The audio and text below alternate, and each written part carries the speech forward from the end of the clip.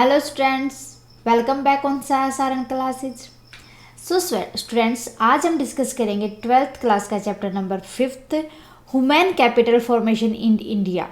अभी तक हमने डिस्कस किया है ह्यूमन कैपिटल होती क्या है, उसकी इम्पोर्टेंस क्या क्या होती है।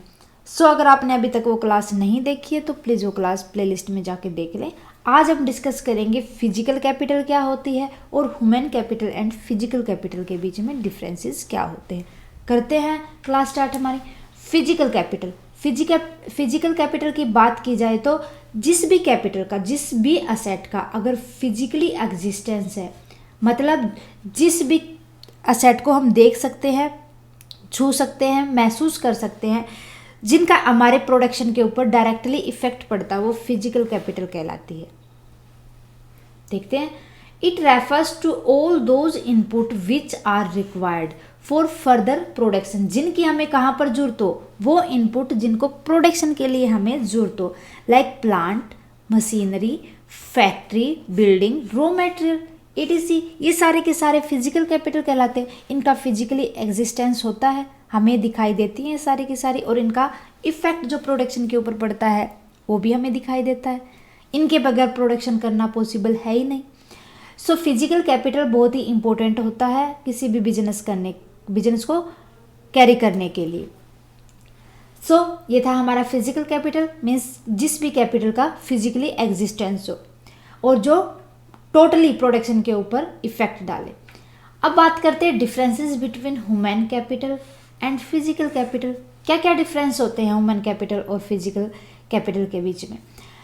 फिजिकली कैपिटल हमने पढ़ा था, जितनी भी लैंड होती है, मशीनरी होती है, इक्विपमेंट होते हैं हमारे, और जितने नेचुरल रिसोर्सेज होते हैं वो फिजिकल कैपिटल के अंदर आते हैं।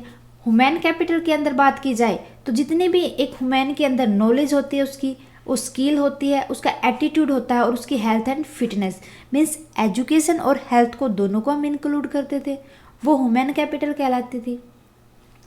अगर लैंड, बिल्डिंग, मशीनरी वगैरह को हम सीन कर सकते हैं, सो ये विजिबल होंगी और टेंजिबल भी होंगी, जिनको हम टच कर सकते हैं, और क्वांटिफिकेबल भी होंगी, जिनको हम माप सकते हैं, गिन सकते हैं, क्वांटिफाई कर सकते हैं। ओके। लेकिन ह्यूमन कैपिटल के अंदर नॉलेज ना तो किसी की दिखाई देती है, ना उसकी स्किल दिखाई देती है, दिखाई नहीं देती, लेकिन उनका इफेक्ट तो पड़ता है ना। सो ये हो जाएंगे इनविजिबल, नॉन प्रिस्क्राइब और क्वांटिफिकेबल। ना तो इनको प्रिस्क्राइब किया जा सकता है और ना ये क्वांटिफिकेबल होते हैं, गिन भी नहीं सकते। क्या आप बता सकते हो इसके अंदर 2 नॉलेज है, 3 नॉलेज है, इस बंदे के अंदर 4 स्किल है, 5 स्किल है? नहीं, कभी भी हम उनको क्वांटिफाई नहीं कर सकते। Value get reduce with use depreciation, कि जिस तरीके से हम उस मशीनरी को यूज़ करते जाएंगे, डेप्रिसिएशन के कारण उसकी वैल्यू कम होती जाएगी। लेकिन जिस तरीके से हम अपनी नॉलेज को ज़्यादा यूज करेंगे, स्किल को ज़्यादा यूज करेंगे, तो हम ज़्यादा उसके अंदर, हमारे अंदर ज़्यादा चेंजेस आएंगे, बढ़ेगी हमारी नॉलेज, स्किल बढ़ेगी। तो value get increase with use, इनकी जो ह्यूमन कैपिटल के जितना यूज करेंगे उनकी वैल्यू इंक्रीज होंगी। This is always mean to an end. एक टाइम ऐसा आता है डेप्रिसिएशन के बाद ये खत्म हो जाती है physical capital, but human capital कभी भी एंड नहीं आता, उसका कभी खत्म नहीं होती, बल्कि टाइम टू टाइम वो बढ़ती जाती हैं। Can be priced and exchanged for money. हाँ, जितने भी हमारे फिजिकल कैपिटल होते हैं, like land, machinery, equipment, natural resources, हम उनको मनी के अंदर एक्सचेंज कर सकते हैं, उनको बेच के पैसे ले सकते हैं। क्या आप अपनी नॉलेज, स्किल और एटीट्यूड और जितना भी आपके अंदर, आपकी हेल्थ है, आपकी फिटनेस है, क्या किसी दूसरे बंदे को बेच के आप उससे प्राइज ले सकते हैं? नहीं, वो प्राइजलेस होते हैं। ओके, प्राइजलेस इवन थो is a priced.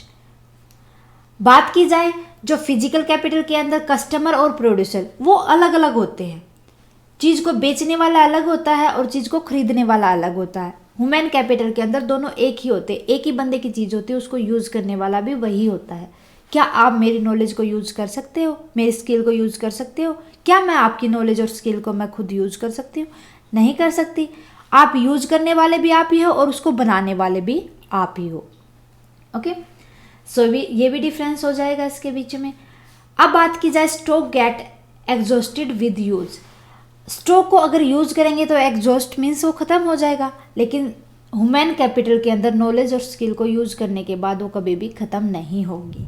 Stock never get exhaust, ये कभी भी ख़त्म नहीं होता। Efficiency of use depend only on technical quality of the product. अगर एफिशिएंसी तभी आएगी जब उसको टेक्निकली यूज करेंगे, लैंड, मशीन, इक्विपमेंट वगैरह जितनी भी फिजिकल कैपिटल होती है उनको एफिशिएंसी यूज करने के बाद आता है। कौन से यूज? टेक्निकल और उसकी क्वालिटी के अकॉर्डिंग। बट ह्यूमन कैपिटल के अंदर कभी भी टेक्निकल क्वालिटी के ऊपर एफिशिएंसी डिपेंड नहीं करती। वो उसके बंदे के अंदर, ह्यूमन के अंदर खाली जब वो अपनी नॉलेज, स्किल और एटीट्यूड को यूज करता है तो उसके अंदर सिंसियरिटी, डेडिकेशन, ये सारी की सारी चीज़ें आती हैं और यही इम्पोर्टेंट होती हैं उसके लिए, यूज करने के लिए। अभी पता चला आपको कि फिजिकल कैपिटल और ह्यूमन कैपिटल के बीच में क्या क्या डिफरेंसेस होते हैं और उनको किस तरीके से हम यूज में लेके आते हैं।